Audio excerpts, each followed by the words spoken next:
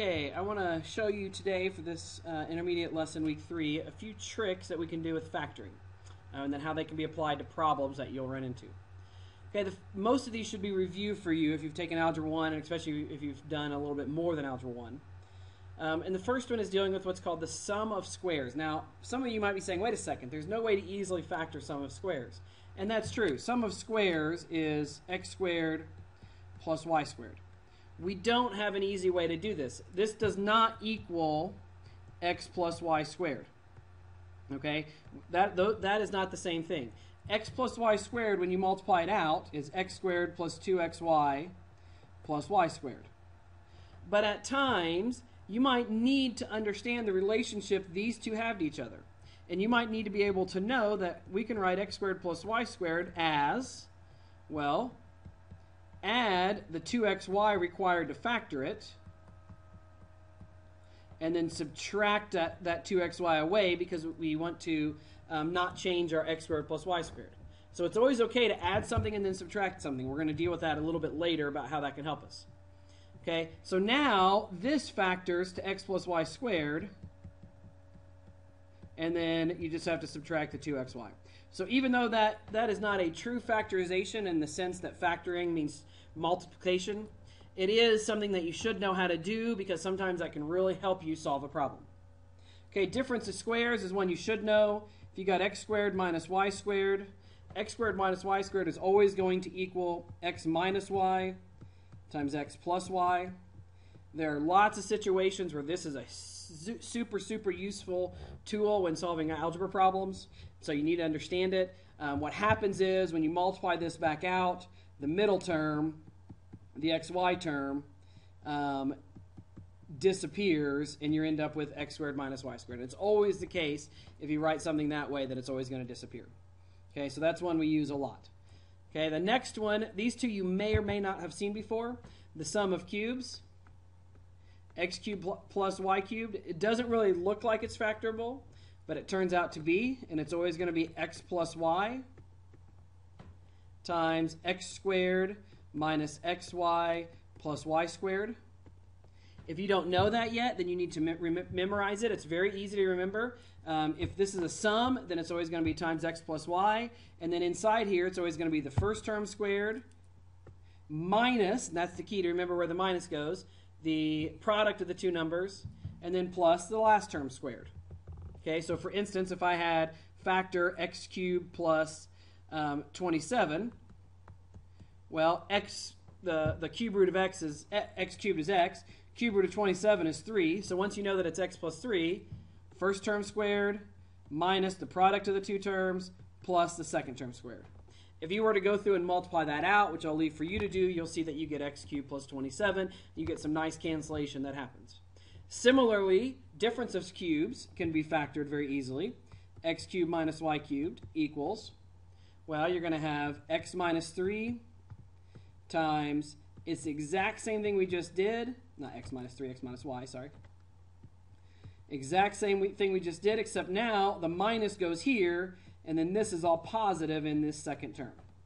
X minus y, and then x squared plus xy plus y squared.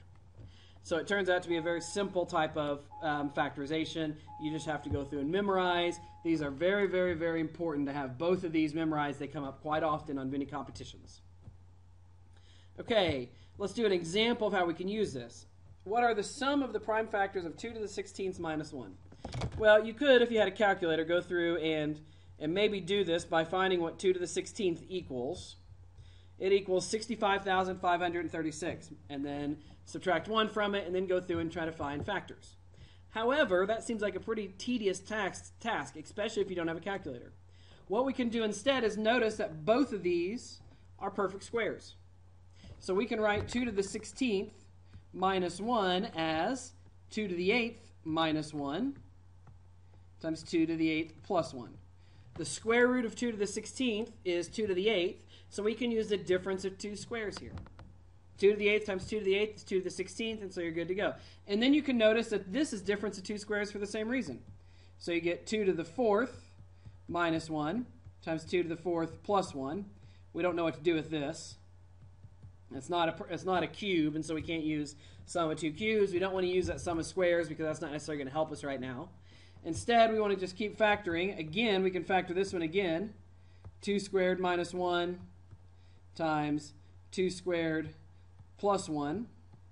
2 to the 4th plus 1, 2 to the 8th plus 1. Well, now we have this factored very nicely. Even though we can factor this again, it's not. We don't need to do it. 2 squared minus 1 is just equal to 3. 2 squared plus 1 is just equal to 5. 2 to the 4th is 16, so that's 17. 2 to the 8th, well, you got to think about what 2 to the 8th is. It turns out to be 256, so that gives you 257. Now you're going to have to spend a little bit of time with your divisibility rules to determine, does 257, is that a prime number? Well, we know that 3 doesn't go into it. We know that 5 doesn't go into it. We check 7. 7 doesn't go into it. And again, you can do these easily just using a calculator, or if you don't have a calculator, just dividing them out. And it turns out that, yes, that is a prime factor, a prime number. And so if you add all these up, you get 260 plus 22, which gives you 282. So the sum of the prime factors is 282. Much easier to do it by factorization than to try to do it some other way. Okay, another example of a problem that we can use this factoring for is, what is the value of 1 over square root of 9 plus square root of 8? Now this is a problem you maybe have seen before. Well, we need to get rid of the square roots. We don't like having square roots in the denominator.